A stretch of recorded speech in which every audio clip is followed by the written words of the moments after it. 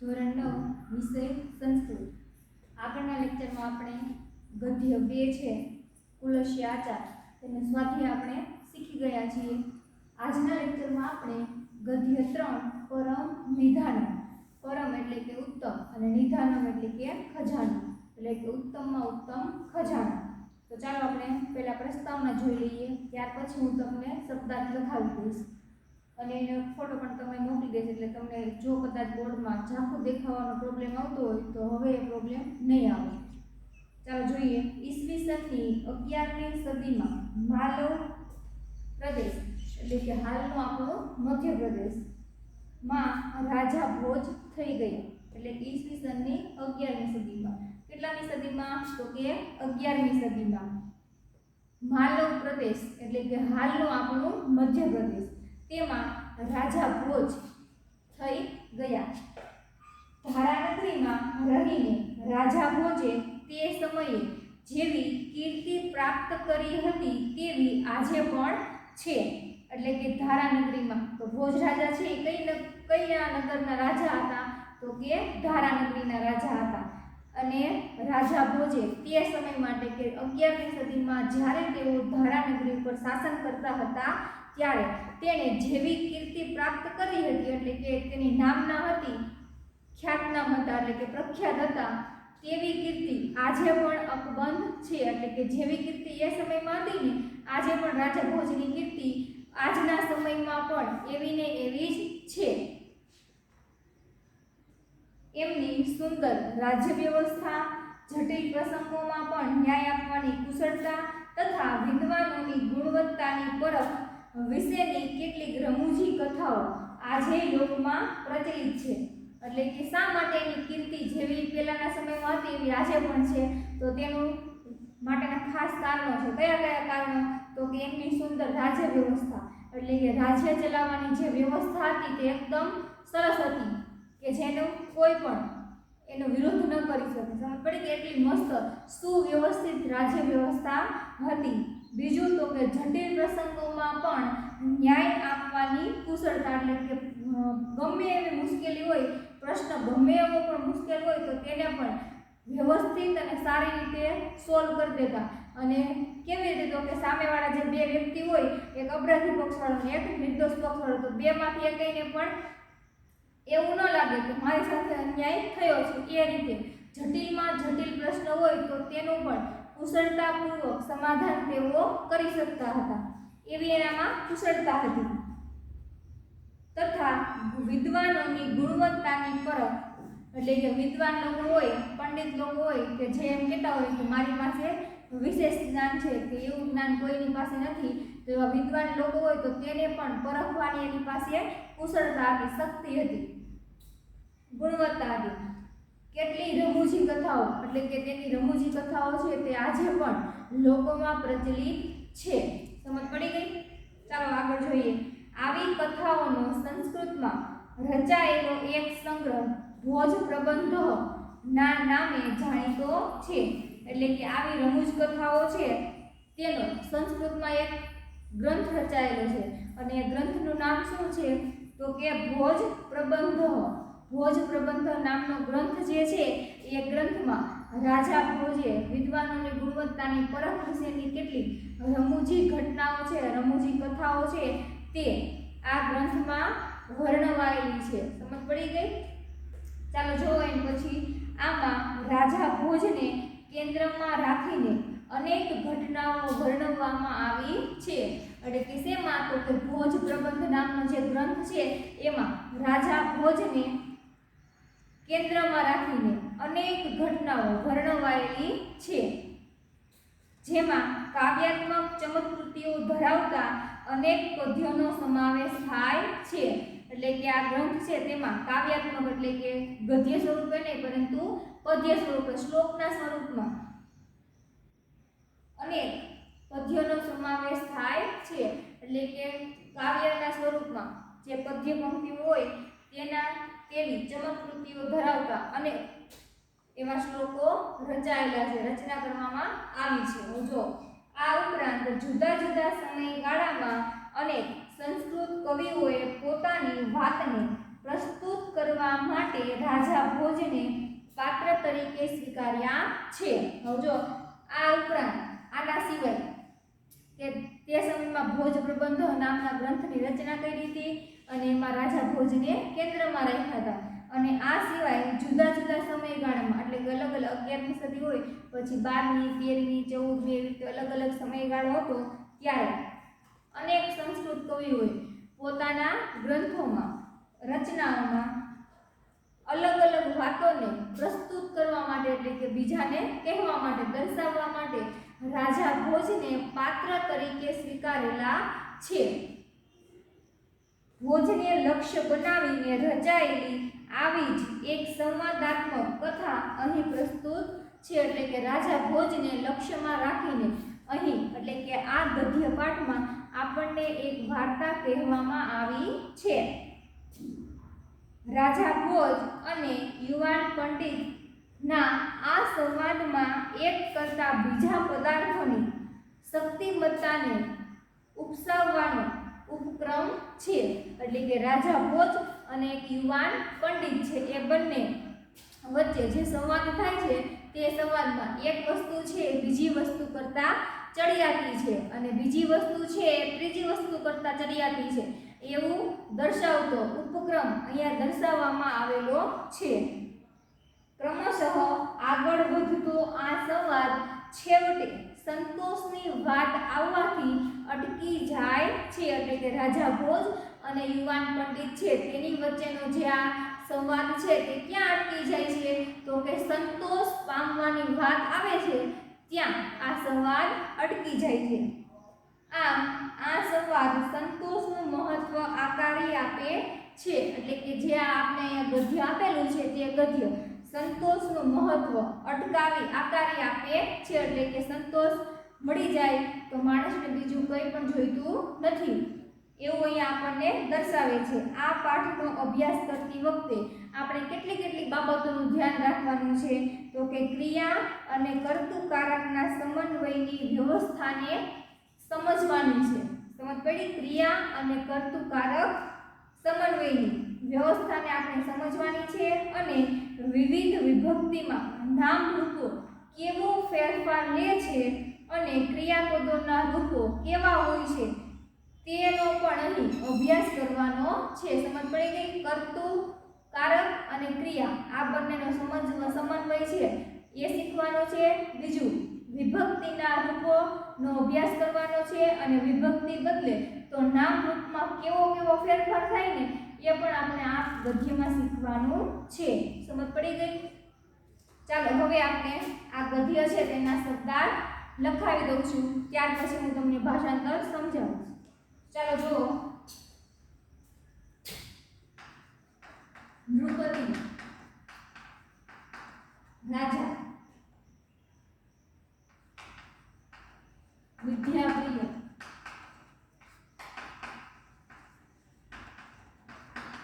વિદ્યાપ્રેમી, દૂરદેશા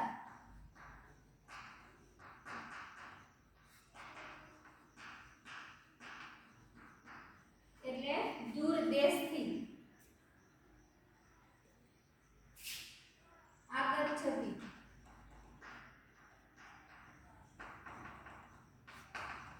આવે છે,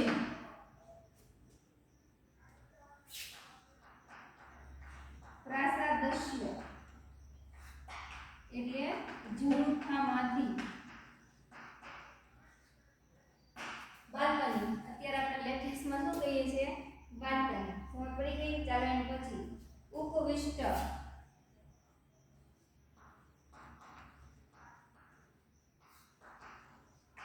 બેઠેલા. સોરી પ્રાસાદસ્ય એટલે શું થશે તો મહેલ થશે. અને ગવાક્ષી એટલે જરૂર. Okay, clear all of you? ચાલો એમ પછી જો નવા ગંતુક, નવા આગંતુક, નવ એટલે કે નવો અને આગંતુક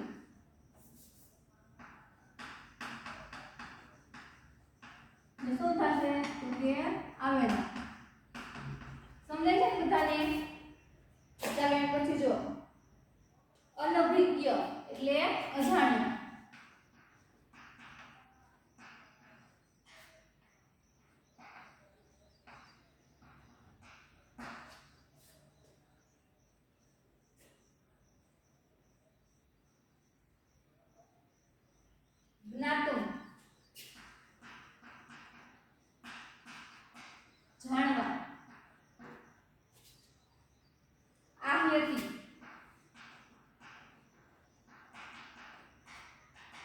બોલાવે છે.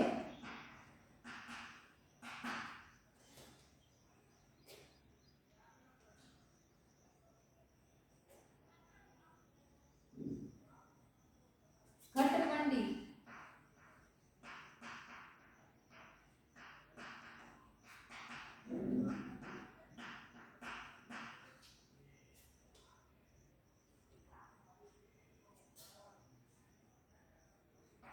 તિષ્ઠતી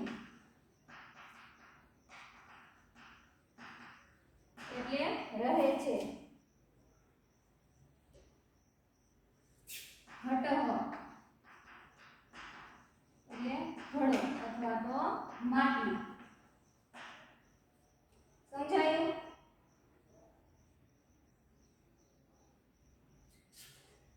પછી મુદ્ગરે એટલે હથોડો. સમજાય છે બધાને? ચાલો એમ પછી આગળ જો. અગ્નિ એટલે કે અગ્નિ. પછી દહન કર્મા એટલે કે બાળવાનું કામ.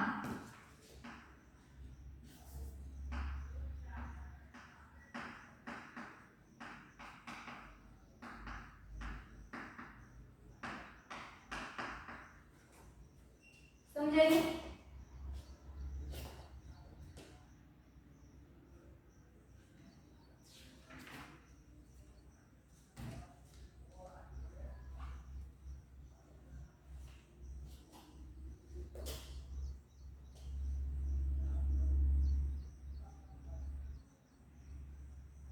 સ્વબલેન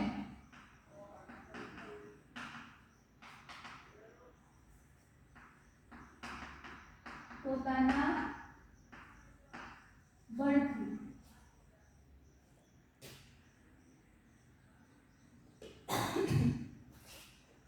ભુજગઃ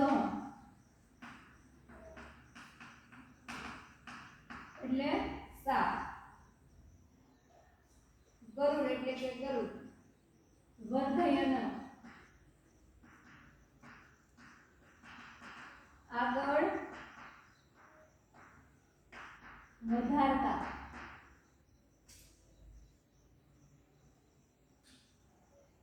પ્રણમ્ય એટલે કે પ્રણામ કરું છું.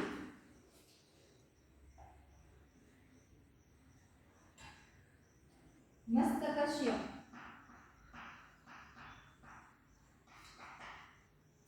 માથા પર.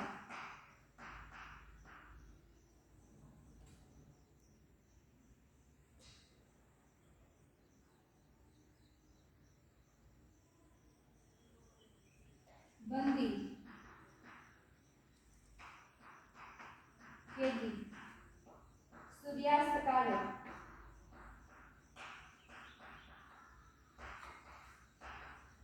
એટલે સૂર્યાસ્ત સમયે.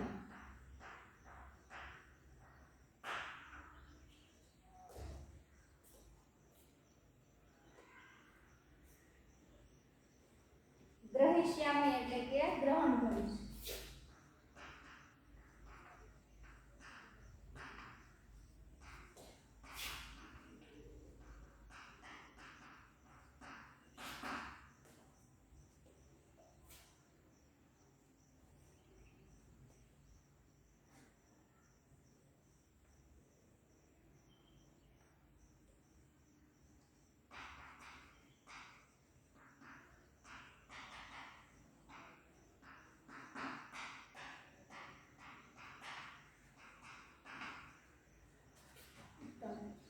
રેડી? અહીંયા આપણા શબ્દાર્થ પૂરા થાય છે. હું આને ફોટો પાડીને તમને વોટ્સઅપમાં મોકલી દઈશ એટલે તમે લખી નાખજો તમારી બુકમાં વ્યવસ્થિત અને સારા અક્ષરો. ચાલો હવે જોઈએ. ભોજઃ નામ નૃપતિ વિદ્યાપ્રિયઃ કલાપ્રિયઃ પ્રજાપ્રિયશ્ચ આસીત. ભોજઃ એટલે કે રાજા ભોજ. નૃપતિ એટલે કે રાજા અને નામ એટલે કે નામનો. ભોજ નામનો રાજા વિદ્યાપ્રિય એટલે કે વિદ્યાપ્રેમી, કલાપ્રિય એટલે કે કલાપ્રેમી, પ્રજાપ્રિયશ્ચ અને પ્રજાપ્રિય આસિત એટલે કે હતો. ભોજ નામનો રાજા વિદ્યાપ્રેમી, કલાપ્રેમી અને પ્રજાપ્રેમી હતો. અતઃ તસ્ય રાજસભાયામ દૂરદેશાત અનેકે વિદ્યા વિશારદાઃ પંડિતાઃ સમાગચ્છન્તિ સ્મ. અતઃ એટલે કે તેથી, તસ્ય રાજસભાયામ એટલે કે તેથી, તેની રાજસભામાં દૂરદેશાત એટલે કે દૂર દેશથી એટલે કે દૂરના પ્રદેશમાંથી અનેકી એટલે કે અનેક વિદ્યા વિશારદા એટલે કે વિદ્યા વિશારદા એટલે કે જેમાં વિદ્યા ભરપૂર હોય એટલે કે જે વિદ્યામાં નિપુણ હોય, કલાઓમાં નિપુણ હોય, પંડિતાહ એટલે કે પંડિતો, સમાગચ્છન્તિ સ્મ એટલે કે આવતા હતા. તેથી તેના દરબારમાં દૂર દેશમાંથી અનેક વિદ્વાન પંડિતો આવતા હતા. હવે જો ભોજ નામનો રાજા વિદ્યાપ્રેમી, કલાપ્રેમી અને પ્રજાપ્રેમી હતો. તેથી તેના રાજ્યમાં અથવા તો રાજસભામાં દૂરના દેશોમાંથી અનેક વિદ્વાન પંડિતો આવતા હતા. આજના લેક્ચરમાં આપણે અહીંયા સુધી જ રાખીશું. આગળના લેક્ચરમાં તમને આગળનું ભાષાંતર હું સમજાવીશ. જો વિડીયોમાં સમજ ના પડી હોય અથવા તો બોર્ડમાં કંઈ દેખાવાનો પ્રોબ્લેમ હોય તો એ પ્રોબ્લેમ સોલ્વ થઈ જાય. અને જો વિડીયોમાં સમજ ના પડી તો વિડીયો ફરી એકવાર જોઈ લેજો. આગળનું આપણે આગળના લેક્ચરમાં જોઈશું.